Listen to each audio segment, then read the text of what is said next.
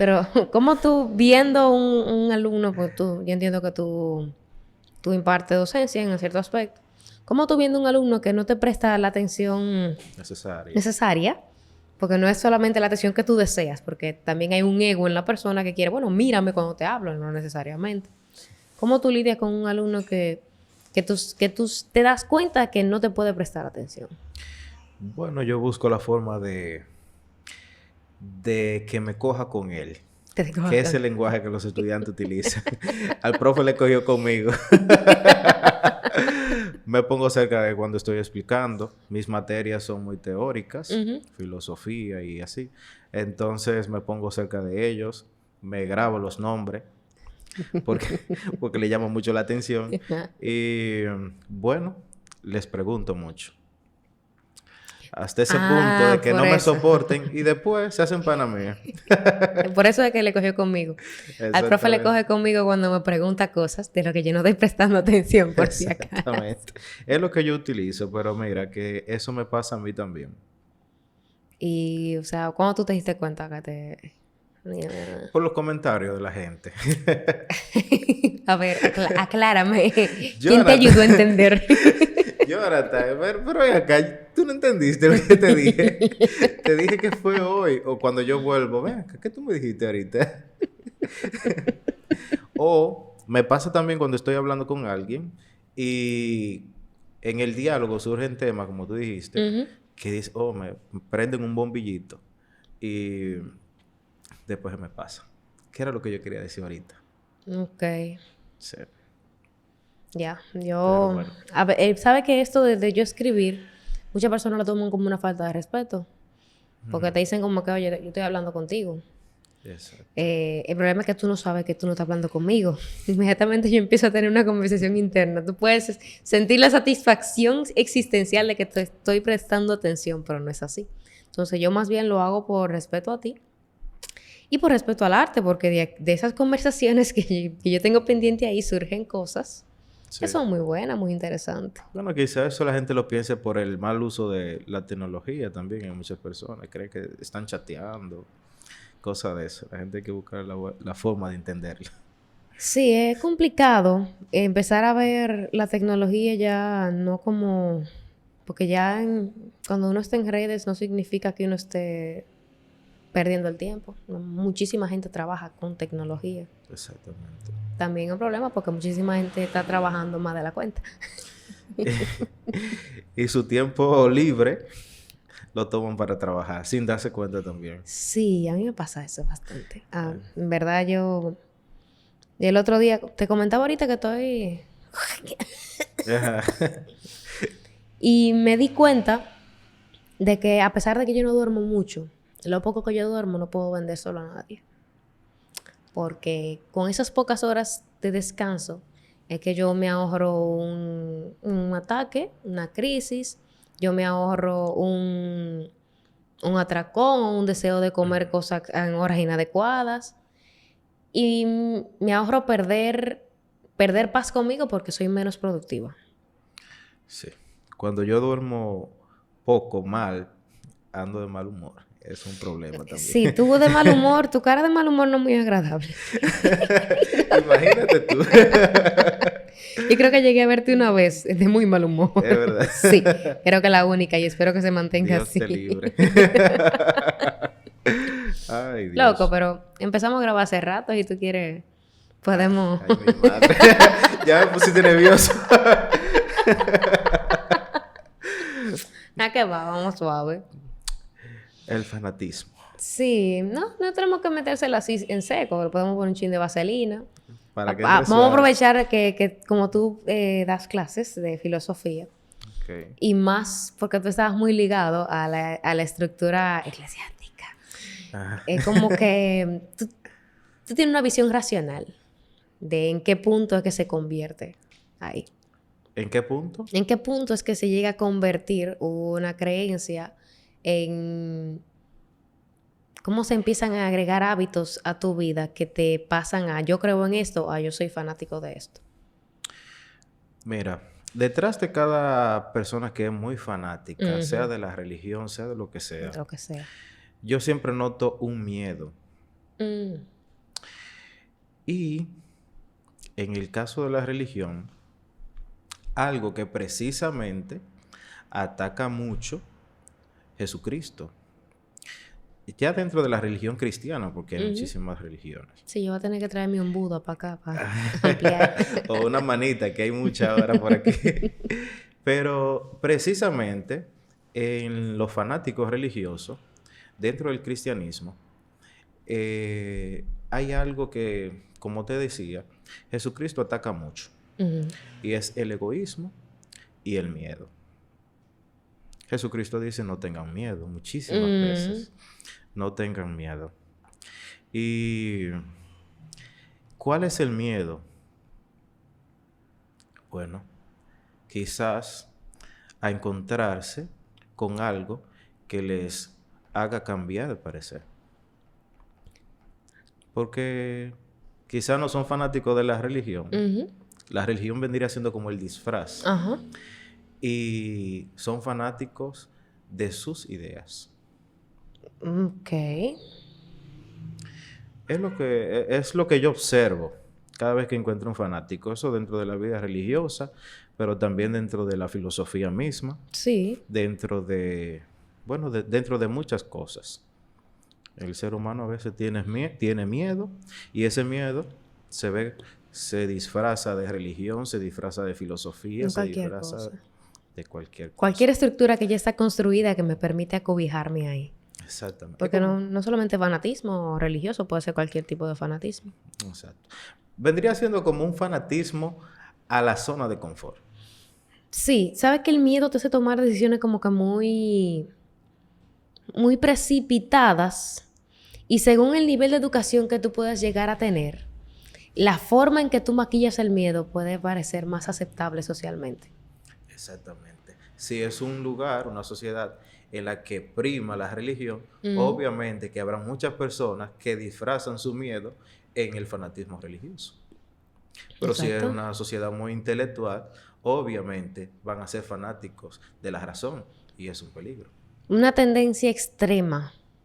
Yo también creo que el fanatismo es una forma de tú, aunque tú dijiste que es como ser fanático de mis ideas, es una forma también de yo asegurarme de no tener que volver a pensar más. Exacto. Porque ya incluso llegamos a comentarlo en uno de los podcasts, que no sé si va a salir antes o después de este, que la persona...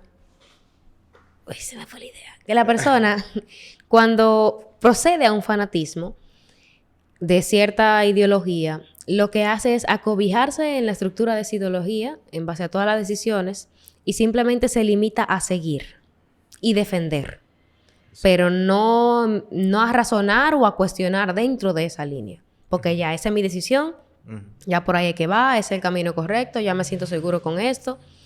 Y yo creo que el problema también está en la forma en que tú defiendes la idea que tienes.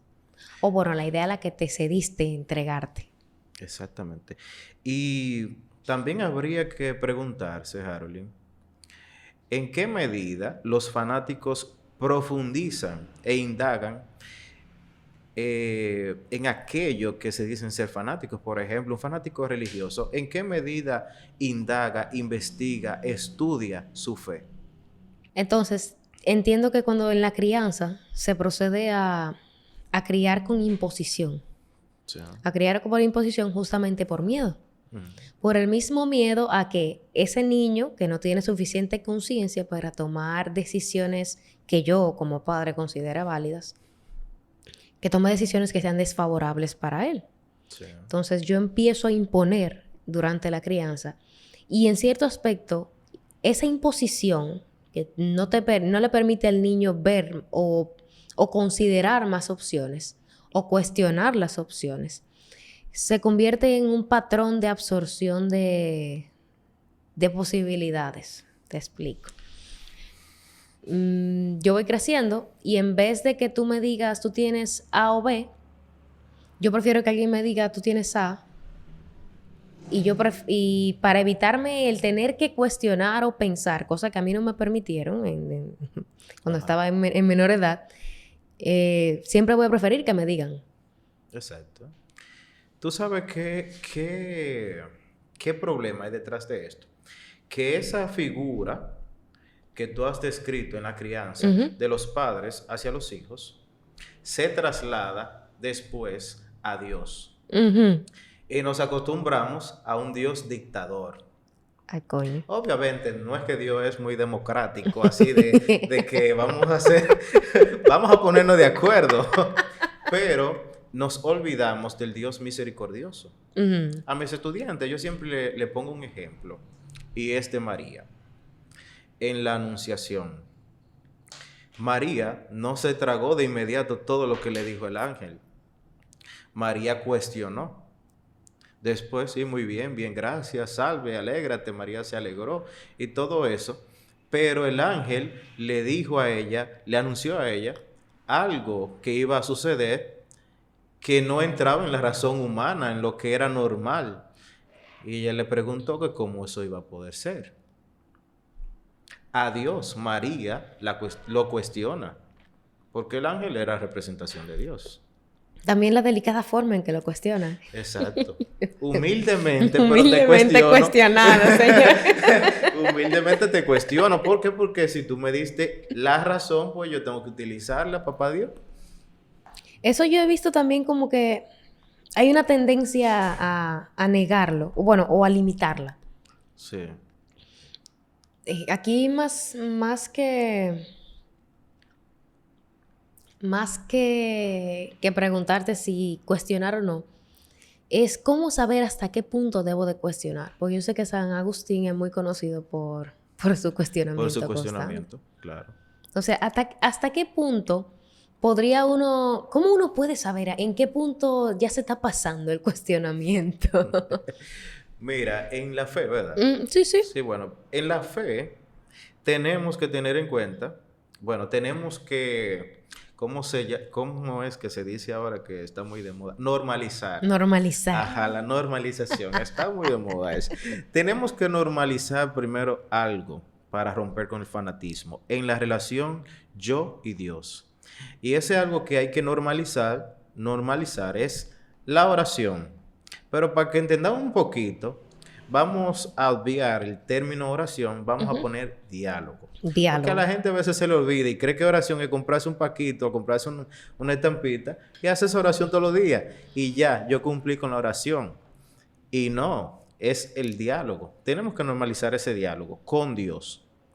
Y cuando tenemos ya normalizado ese diálogo, fluye porque el Señor no te deja solo. El Señor te envía su espíritu. Y de eso también tenemos que tener conciencia. Yo no estoy hablando con cualquier caballar, yo estoy hablando con Dios. Con la potra mayor. Ajá, y que Dios también me va a hacer capaz de que ese diálogo fluya de la manera que tiene que fluir, con naturalidad, con respeto y sabiendo que yo estoy hablando con Dios. No con cualquier cosa, como dijimos. Entonces, como no tenemos eso normalizado a veces, por más religiosa que tuve una gente, a veces no tiene eso normalizado y hay falla por algo que señalábamos ahorita, la relación padres e hijos. Y esa figura a veces del padre pasa al padre grande. Y yo veo a mi papá como al padre del cielo como a mi papá. Si era un jodón, pues yo voy a ver fácilmente a Dios como un jodón. Entonces, tenemos que dejarnos guiar por el Espíritu Santo, obviamente, dejar a Dios ser Dios, pero en un diálogo sincero, yo tengo que dejar salir incluso esos piques que pueden surgir en las Sagradas Escrituras. Hay muchísimos piques que pueden surgir en ese abrazo hacia la voluntad de Dios.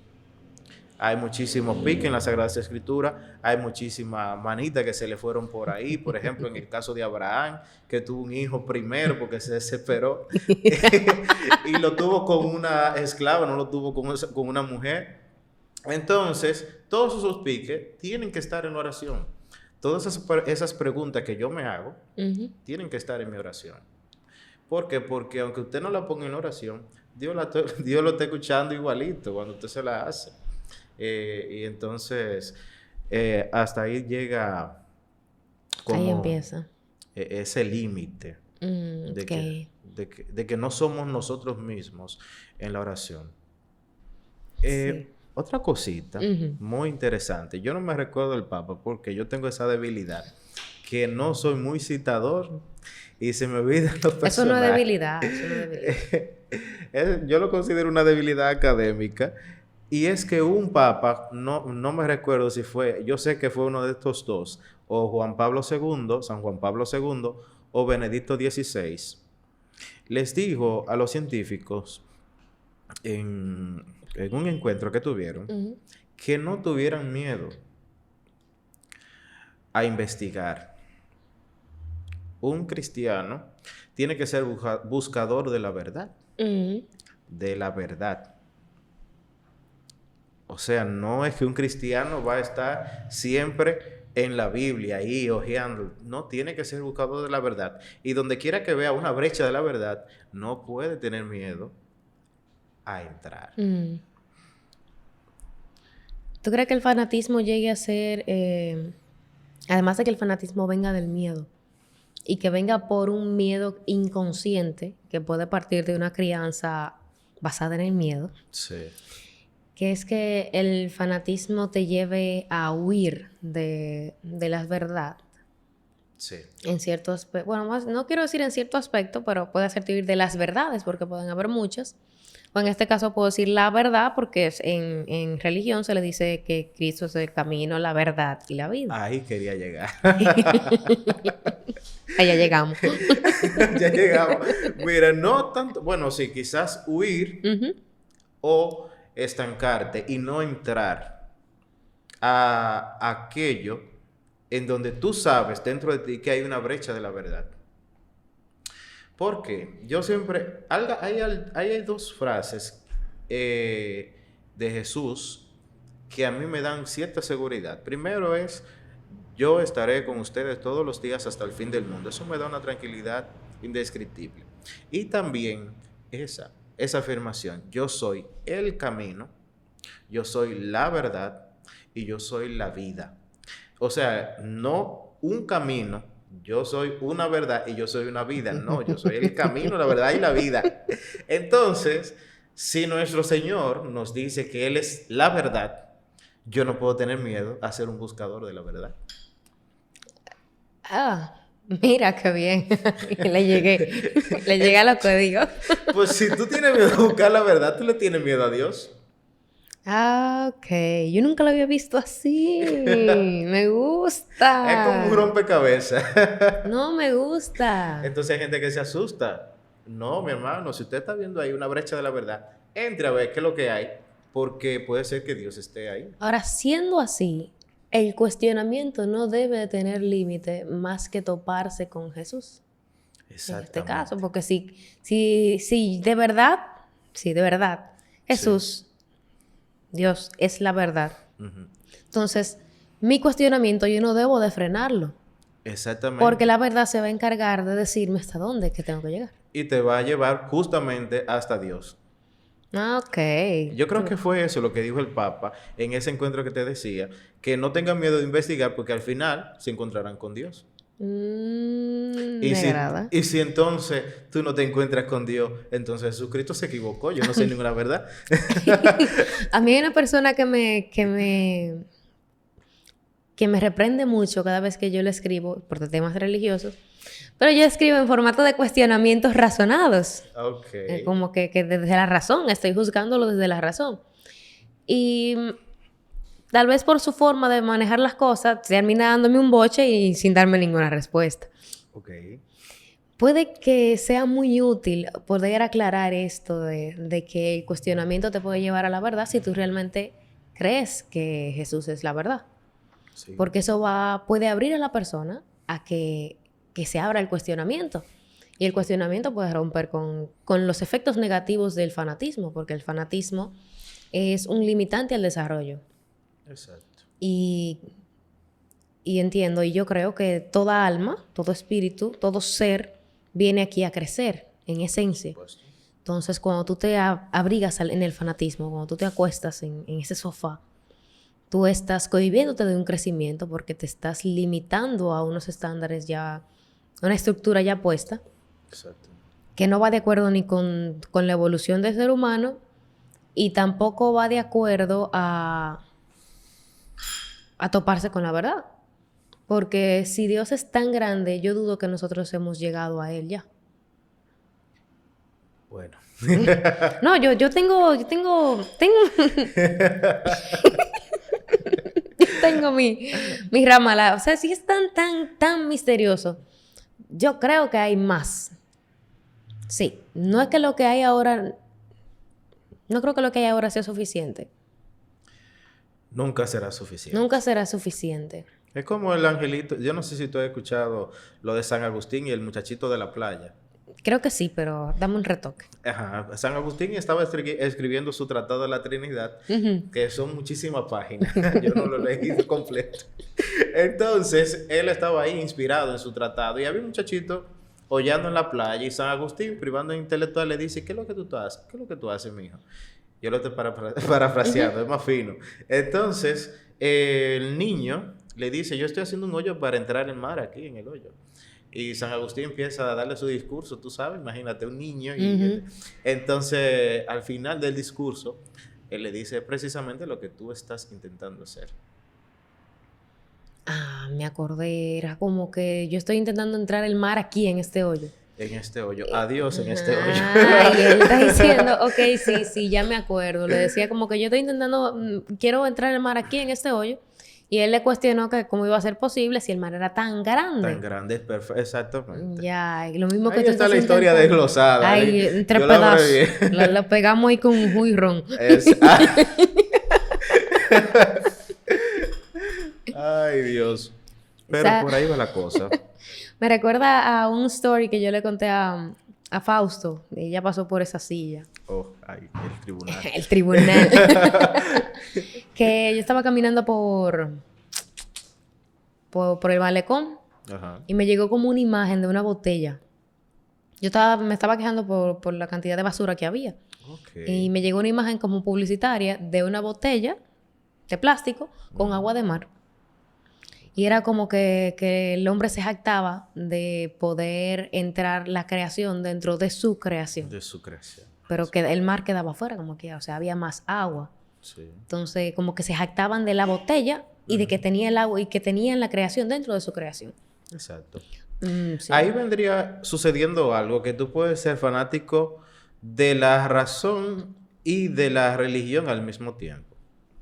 Porque hay personas también que son fanáticos de que la fe debe ser razonada y limitan la fe a lo humanamente racional. Entonces, ahí hay un fanatismo doble quizás. Usted es fanático del razonamiento y usted es fanático de la religión. Ignora la realidad y el mundo metafísico que hay detrás de todo ese mundo religioso. Ok, pero sería fanático de una parte de la religión porque yo creo que dentro de la religión y la práctica espiritual se llega a unir algo metafísico porque justamente eso está en la esencia de... Es pura metafísica. Es pura metafísica. Es todo eso. Pero... Entonces, no quiero que suene como que ser racional sea lo antagónico a practicar una religión, porque creo que totalmente lo contrario. Ahora hay veces que el razonamiento te puede afectar en la fe, porque la fe no necesita ver para creer. Exacto. Entonces, como que... Pero lo que pasa entonces... Yo estaba bebiendo cuando hizo eso. Bueno, quién sabe. Pero lo que hay es que dentro del cristianismo, no es cierto que la fe no necesita ver para creer. Pero dentro del cristianismo, vuelvo y hago hincapié, dentro del cristianismo, para que no se entienda de religión que es universal, dentro del cristianismo, nuestro Dios sí se ha dejado ver. Entonces, por eso la razón juega un papel muy importante. Por ejemplo, el caso de Tomás. Pero, ¿qué pasa? Que Dios le demuestra al ser humano que Él es Dios. Él se deja ver. Por ejemplo, de Tomás. Pero quizás no en el momento en que Tomás quería verlo. Él primero convence a Tomás con su misma historia de vida de que él, por sí solo, no es autosuficiente. Y después de todo ese can, entonces le dice, ven para acá, mete tu mano aquí y tú te vas a dar cuenta de que soy yo. Y se dejó ver. Pero después le da su voz y le dice, felices aquellos que creen sin haber visto. ¿Por qué? ¿Por qué felices aquellos que creen sin haber? No es que yo quiera ver gran cosa. Por si acaso, que te conozco. ¿Por qué felices aquellos que creen sin haber visto? Si tú mismo me has dado la capacidad de razonar. O sea, yo cuestiono, pero yo cuestiono sin herida. A Dios que haga lo que le dé su gana. Exacto. A fin de cuentas, esto es suyo. Él administra su vaina. Claro. Él ve cuando me jala, él ve cuando me suelta. Pero me doy el gusto de cuestionar porque puedo, sin alejarme de una creencia o de una fe. Y yo sé que Dios existe, que está y que tiene una voluntad en mi bienestar.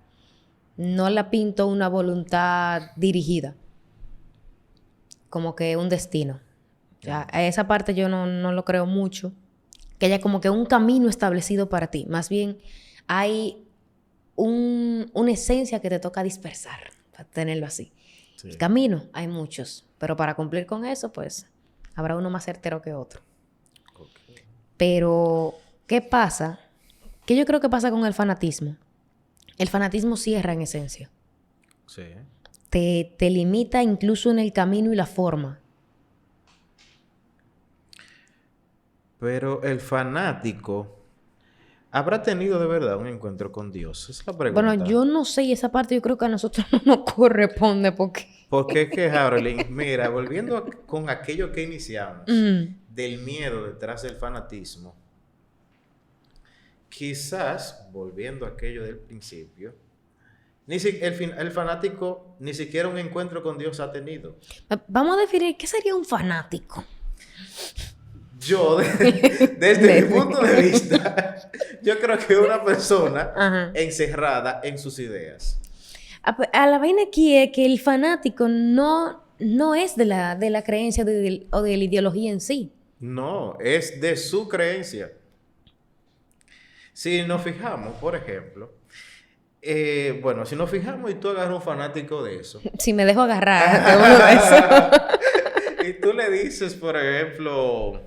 ¿qué dice la iglesia sobre X tema picante de la sociedad?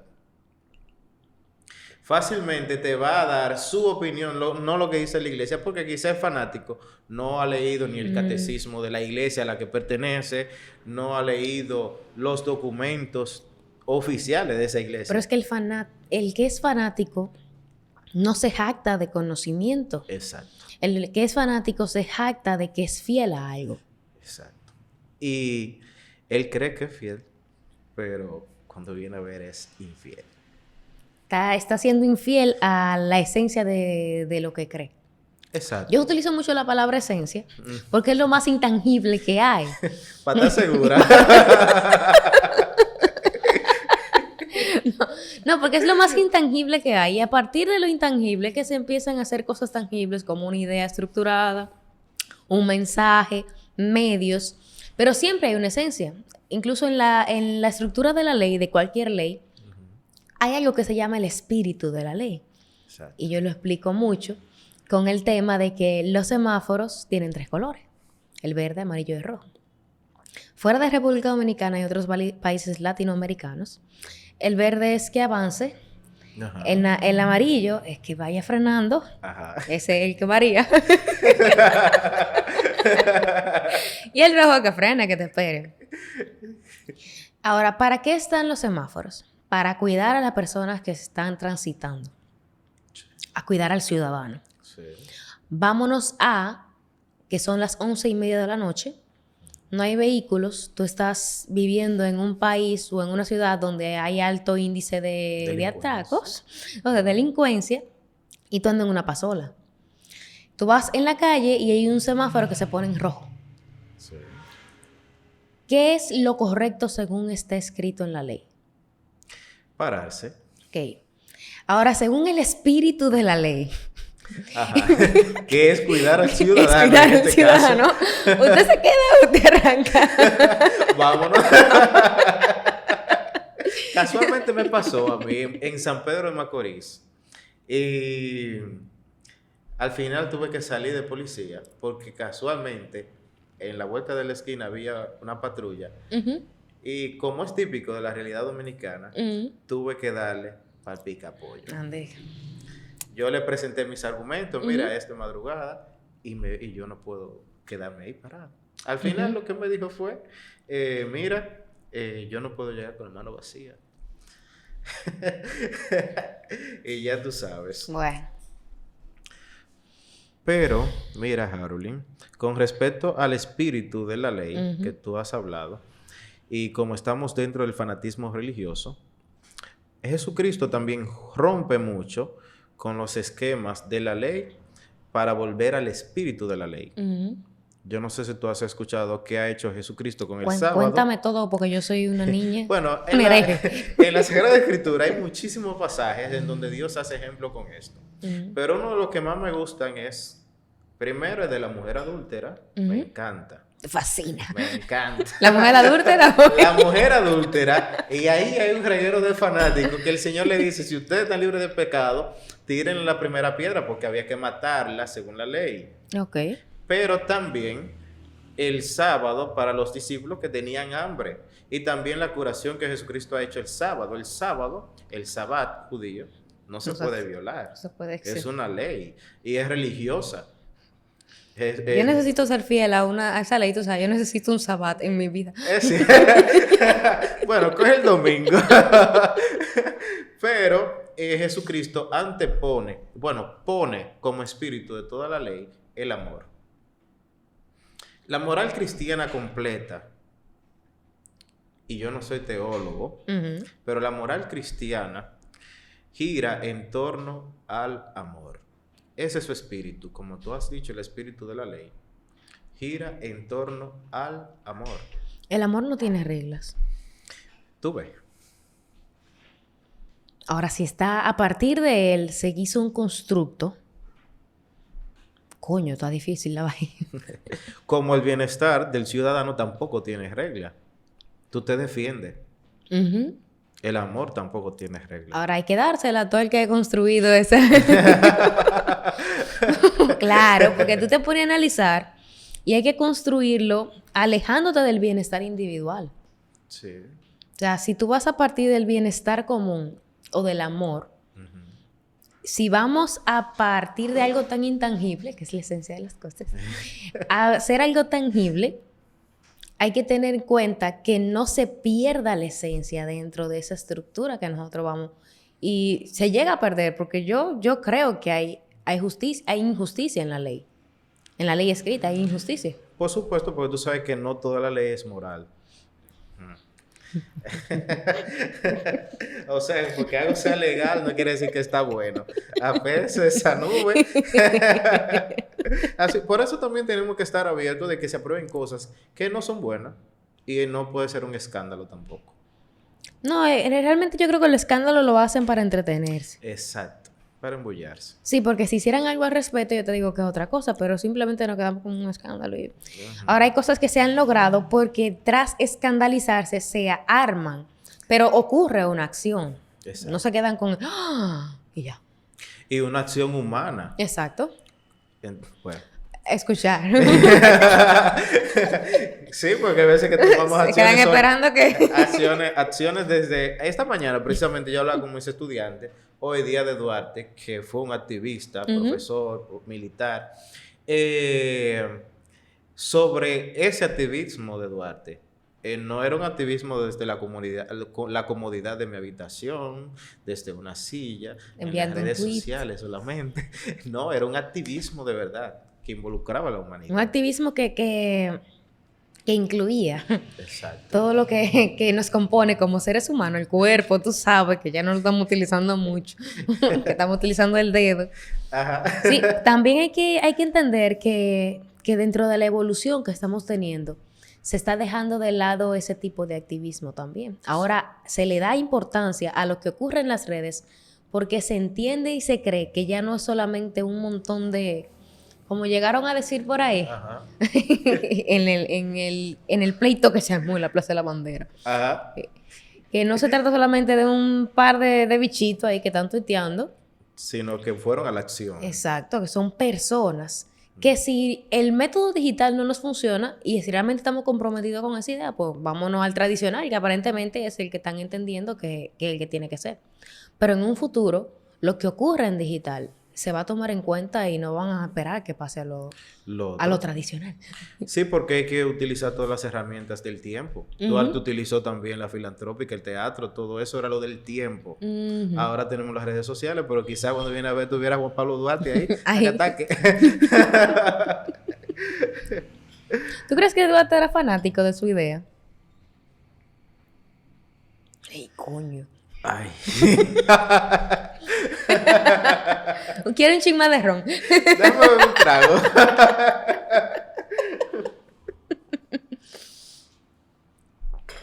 Sí, es probable, ¿no? Porque también hay la intensidad que tiene que haber en las ideas para que la convicción que tenemos nos ciegue o nos cegue, una de las dos, no nos permita ver las limitantes de la realidad.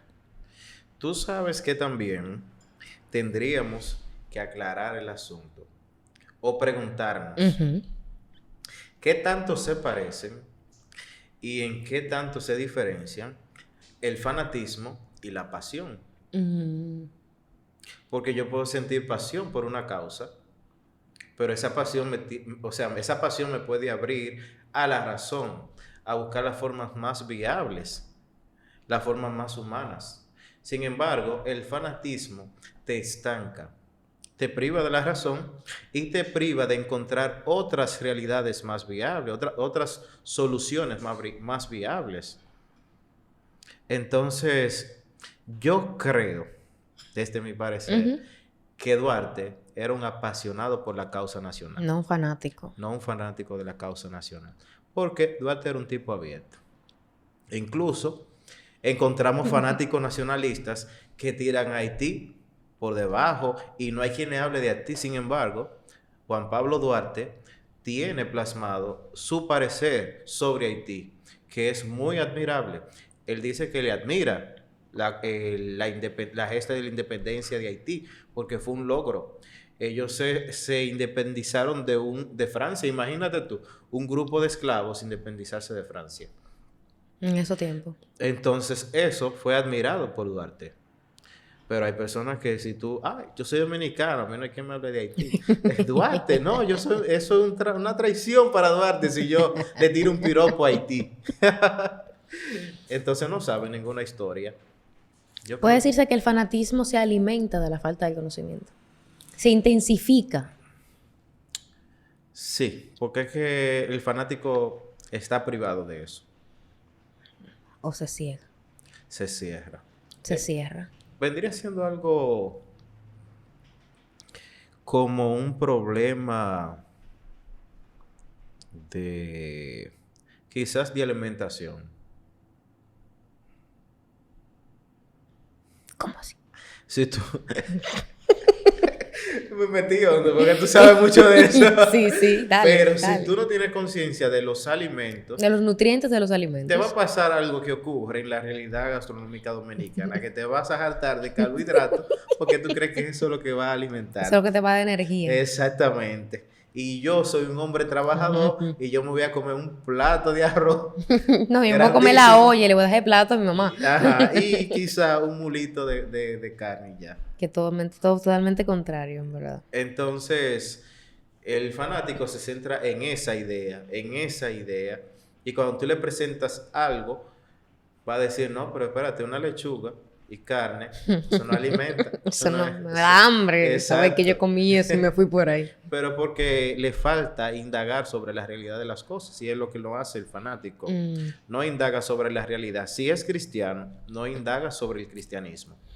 Si es fanático de la razón, no indaga sobre el proceso de la razón humana, cómo ha ido evolucionando, cómo los pensadores han cambiado de ideas que tenemos, por ejemplo, un autor que tiene una primera fase y luego tenemos un pensador, el mismo pensador que tiene un segundo fulano de tal, para no mencionar nombre de filósofo, porque ha pasado muchísimas veces. Tenemos un Santo Tomás de Aquino que escribió un reguero de cosas y después se sueña la visión beatífica, por lo que saben, y quiere desaparecer todo eso que ha escrito porque ha visto algo distinto o que supera de manera inimaginable todo aquello que ha escrito.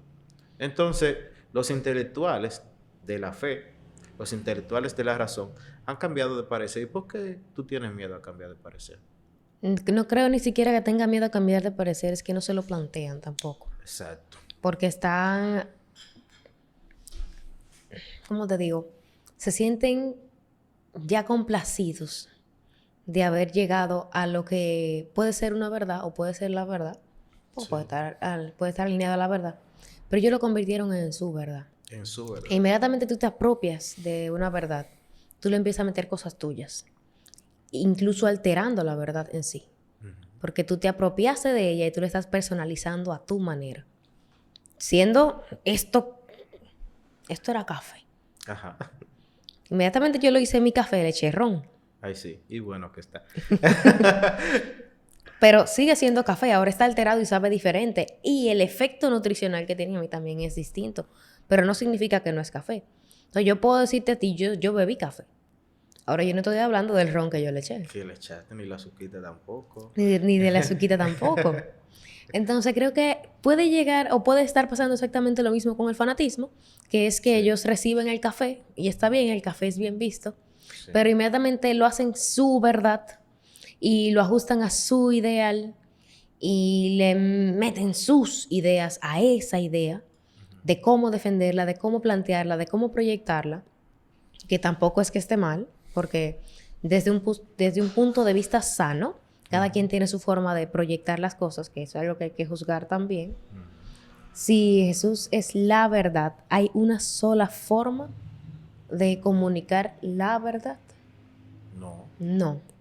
Ok, esa libertad de variaciones de comunicación es lo que nos está metiendo nosotros en el lío que nosotros estamos. Es que, por ejemplo, si vamos en carrera y Jesucristo es la meta, no importa por donde tú te vayas, vas a llegar lento, rápido, por aquí, por allá, vas a llegar a la meta. O sea, si le das para adelante, por donde quiera que tú te vayas, dentro de la pista, te vas a encontrar con la verdad. Ok. O sea que tú te puedes ir por donde tú quieras, pero si tú estás buscando la verdad, la vas a encontrar. Y el que busca, encuentra. Entonces, mira, Harold, a propósito de algo que mencionaste, yo porque no estoy tomando nota, pero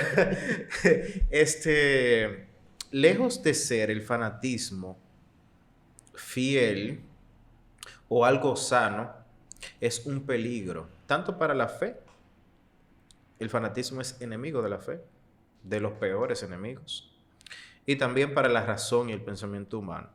Porque si hay algo que ha alejado a muchas personas de Cristo, hablando dentro del cristianismo, han sido los fanáticos. Los fanáticos que cuando una persona va a misa por primera vez, ignoran que esa persona sintió la necesidad de ir a misa por primera vez y fue como estaba. Y ellos se fijaron en cómo fue vestida. Y criticaron cerca de esa persona, a esa persona que fue por primera vez, valga la redundancia, a la misa. ¿Y qué va a hacer? Se va a desencantar. Un hermano va por primera vez al lugar en donde se congregan, no se siente recibido y lo lógico es que no vuelva. Y también los que no han llegado a ir por la actitud de los fanáticos se privan de ir porque tienen miedo a los fanáticos. Entonces eso ha alejado a muchas personas de la fe. Y los fanáticos, que se creen muy cerca de ella y muy fieles a ella, lo que hacen es alejarla a la gente. Para tú romper con una mala experiencia con un fanático, tú tienes que acercarte más a Dios. Saber que Él es el protagonista de que tú hayas ido a encontrarte a ese lugar. No. Oye, A mí no hay quien me meta en una iglesia. Pero no podemos también perder la dimensión comunitaria de la fe. Exacto, sí, sí. Porque nuestro Dios es un Dios comunitario. Aunque no nos guste mucho la Pero el gente. fanatismo no se aleja de la comunidad. El fanatismo se mete en la comunidad para camuflajear su miedo, para camuflajear aquello de lo que no quiere salir. Se mete ahí, pero no está en la comunidad. Es como que está, pero no está. Es un muerto en vida, como dicen por ahí. Ok. Se puede decir que se alimenta de la percepción que se tiene de participar en la comunidad. Exactamente. Es algo para aparentar. Pero cuando viene a ver, no, tú no perteneces a esa comunidad. ¿Por qué? Porque tú no crees lo mismo. Y el fanatismo, hay algo que de lo que se aleja mucho y es del Dios misericordioso. La Sí, mayoría claro. de fanáticos caen en el mismo gancho. Sí, porque va por una línea y es por ahí. Sí, es un Dios que juzga. Y Dios esto, el Dios el otro, pero menos Dios amor, Dios misericordia. Y Dios se describe como el amor. ¿Sabe que el amor no puede ser un amor fanático porque el amor es muy, además de intangible, es muy como etéreo, se puede decir, como que algo que no tiene forma, ni Ajá.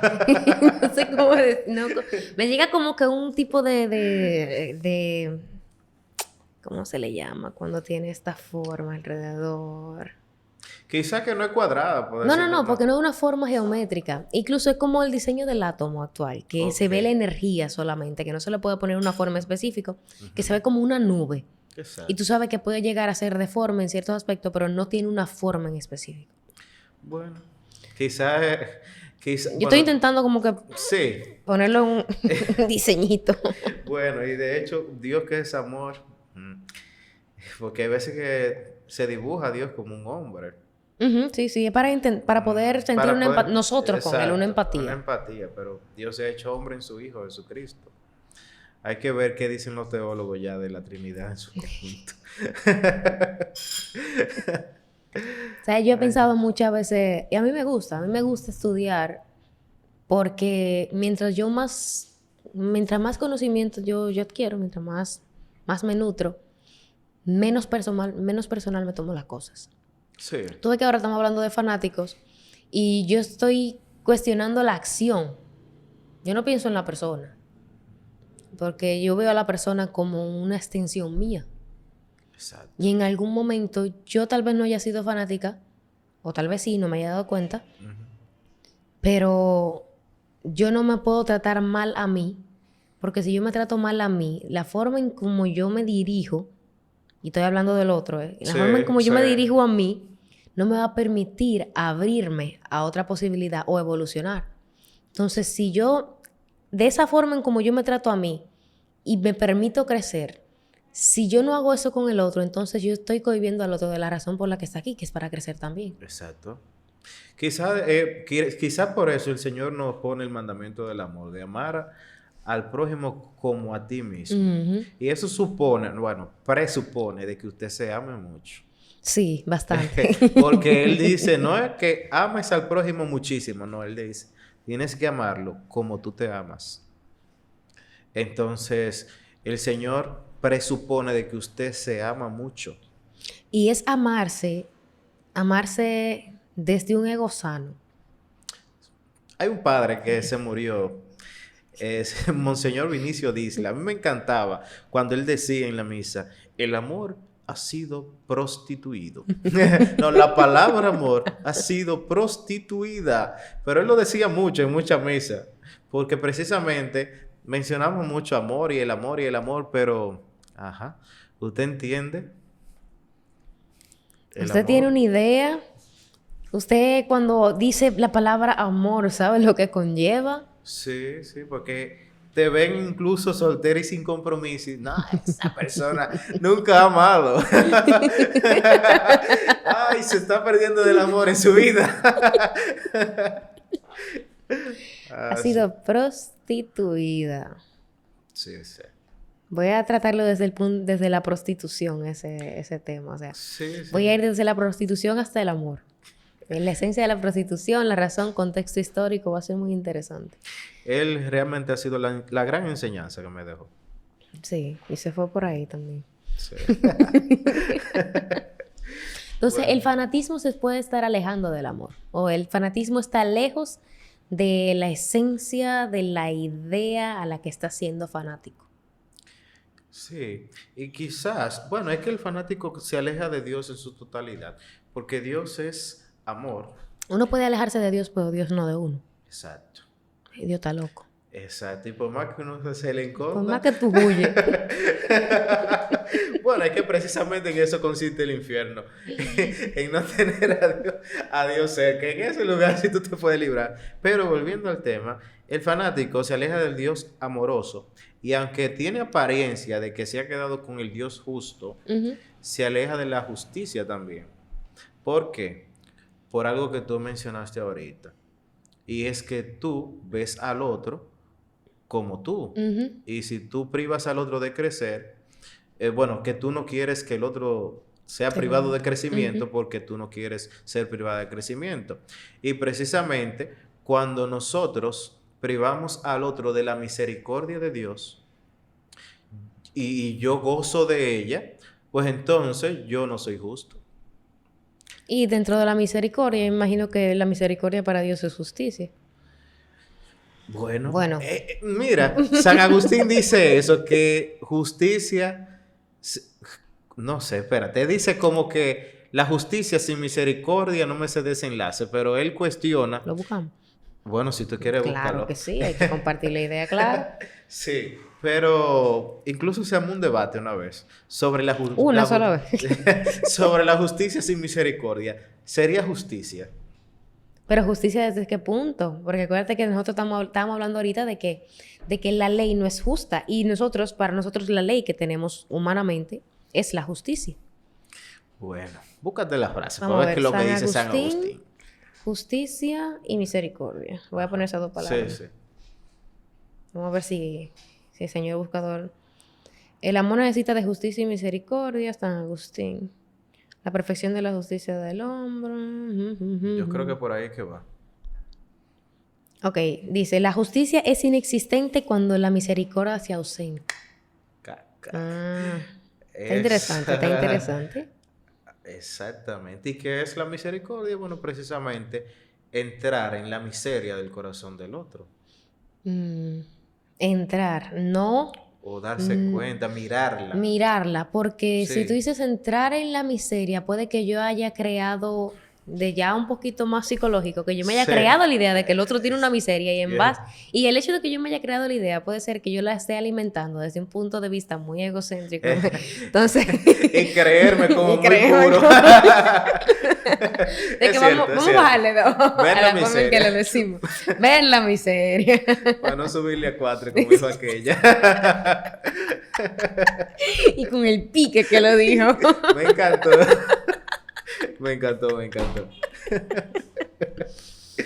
Pero sí. Ay, Dios. eh, Yo voy a tener que leerme mucho a San Agustín. Y Es un duro. hay otro que me ha llamado la atención. A mí siempre me he dado cuenta que yo termino muy apasionada por los Sí. pasionistas.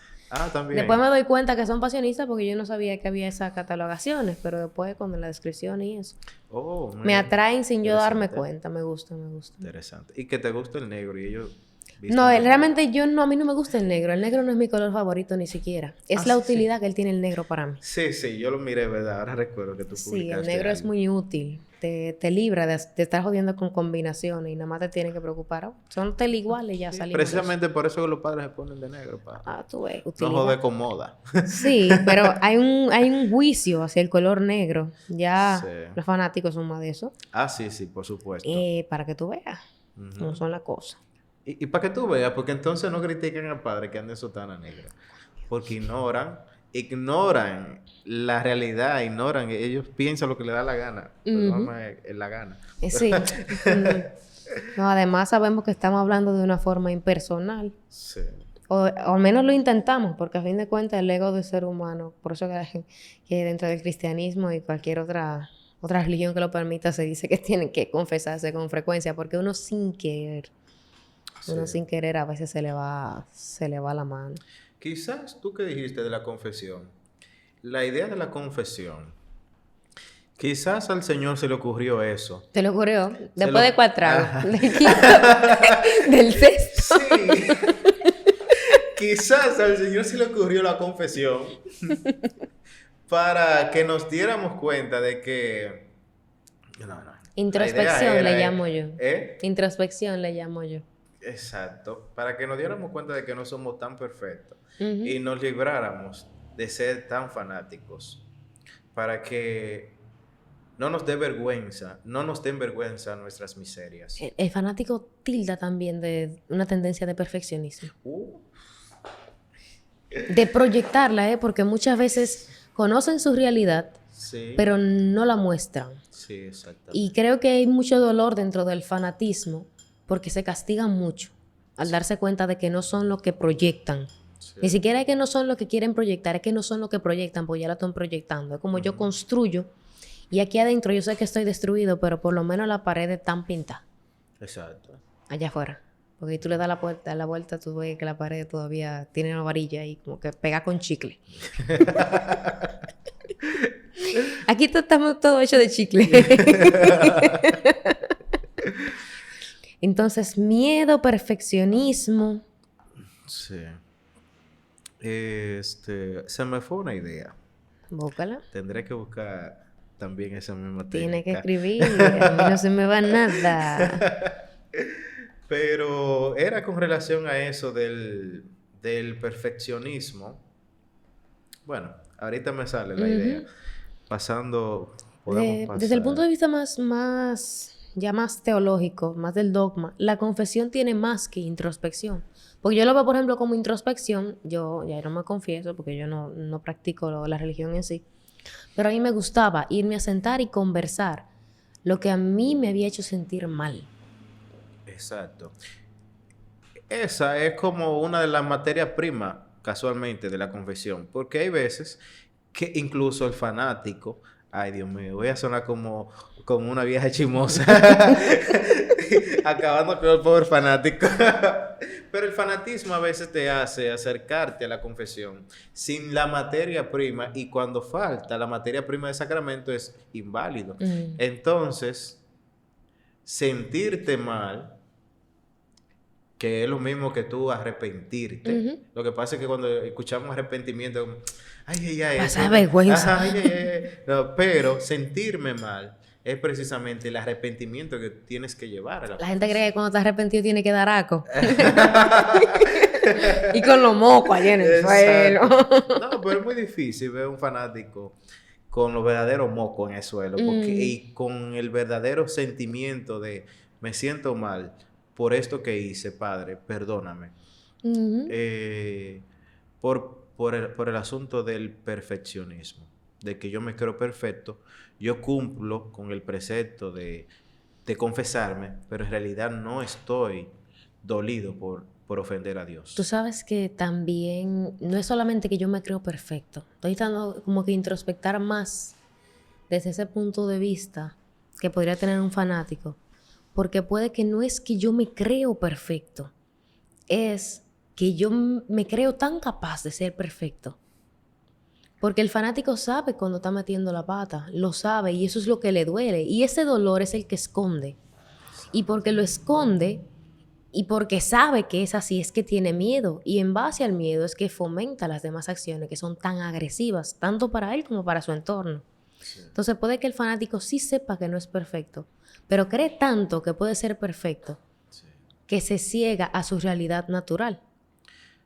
Por eso es que es muy común ver en los fanáticos el asunto en psicología, del espejo, o sea, de manifestar en el otro tu dolor, tu impotencia de ser perfecto, estrujándole al otro de que no es perfecto. Entonces, como que vendría por ahí el asunto. Es difícil yo decirte que vamos a buscar un fanático porque no creo que se vaya a sentar con el título. No se sienta. Pero me gusta hablar con la persona que Y yo creo también que cuando tú entras en conciencia y te das cuenta que tú eres, inmediatamente empiezas a perder esa cualidad. Cuando tú te das cuenta Cuando que tú eres un haces, fanático. sí, por ejemplo, Ajá. yo creo que se da también en muchas otras, en cualquier otra área. Ujú. Porque yo soy, no quiero de que limitarme, pero yo soy no me gusta socializar. Pero inmediatamente yo me di cuenta, yo empecé a trabajarlo. Yo soy muy sentimental. Y soy tan sentimental que yo trabajé tanto mi parte racional que ahora la gente cree que yo soy racional. No, yo soy puramente sentimental. Claro. Pero yo no niego mi naturaleza y trabajo Sí. sobre la parte que entiendo que es mi carencia. Entonces, entiendo que inmediatamente tú haces una autoobservación, tú pierdes la totalidad de ser y tú empiezas a tener la capacidad de romper con eso y salir y entrar con mayor facilidad. Por lo menos te puede trabajarlo bien. Sí. Porque no podemos tampoco caer en lo mismo Ujú. del fanático.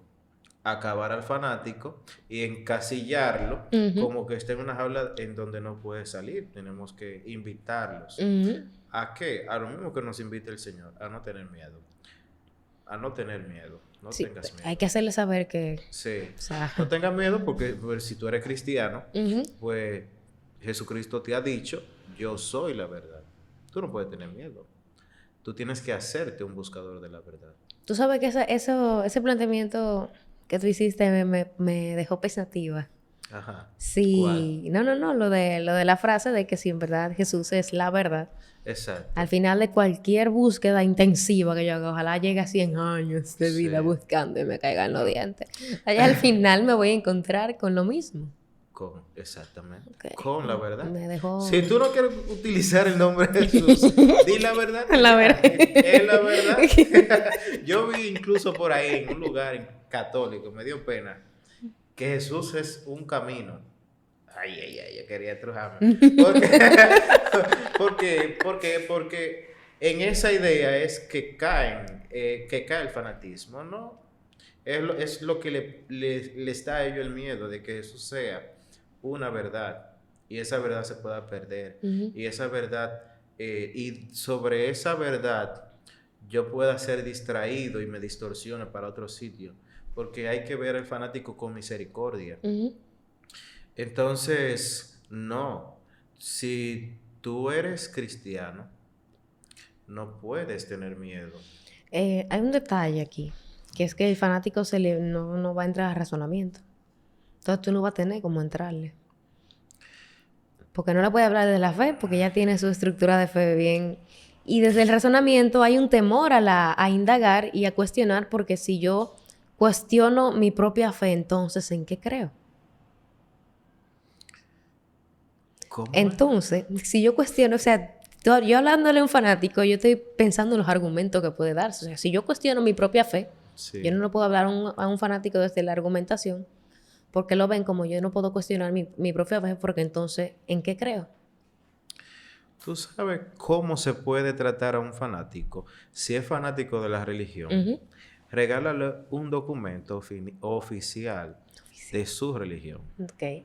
Mira, te voy a regalar, te digo que te voy a regalar la encíclica Fides et Ratio de Juan Pablo II. Y ahí es donde Ay, yo digo, mi se lo madre. voy a dejar a Dios porque yo no conozco nada de eso.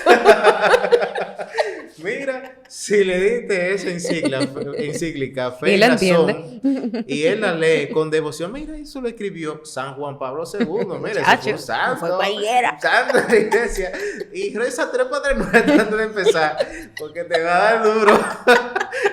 Entonces, tú le regalas documentos oficiales. Ok, y hablarle desde el lenguaje al que él se considera fiel. Para que vaya saliendo poco a Para que poco. vaya. No podemos ser abusadores con los fanáticos. O tal vez podemos dejarlo ahí, porque el mundo necesita variedad. Bueno, el mundo necesita variedad, de verdad, pero... Ahí es que cuando uno llega a ese punto de cuestionamiento, uno dice, mira, es verdad que hay cosas que hay que dejársela a Dios. Déjame Yo sé que a ti seguir. te guste, yo sé que a ti te gusta esa vuelta. A no estresarte mucho con la gente. No, yo no cojo lucha. Sí, pero tú sabes que hay personas que a uno como que le duelen más que otra. Un buen amigo que se esté encaminando Ujú. al fanatismo. un familiar al que uno es mejor ayudarlo para tranquilidad y paz de uno que dejarlo, que darle banda. ¿Por qué? Porque tú vas a estar lidiando con esa persona siempre. Sí. Y si tú buscas la manera de ayudarlo, eso te va a dar a ti tranquilidad. Bueno, hay que considerarlo. Hay que Así que considerarlo. considéralo. Jonathan, ya nosotros como que nos tragamos este micrófono por un buen tiempo. El Déjame último, ver. de aquí. Salud. Salud. Y muchas gracias, Caroline. Me ha gustado Gracias por mucho. venir a conversar. No me puse nervioso. Ah, ¿qué estamos hablando? Una No sé conversación. si fue la visual. química. ¿La química de qué? Un café siempre relaja.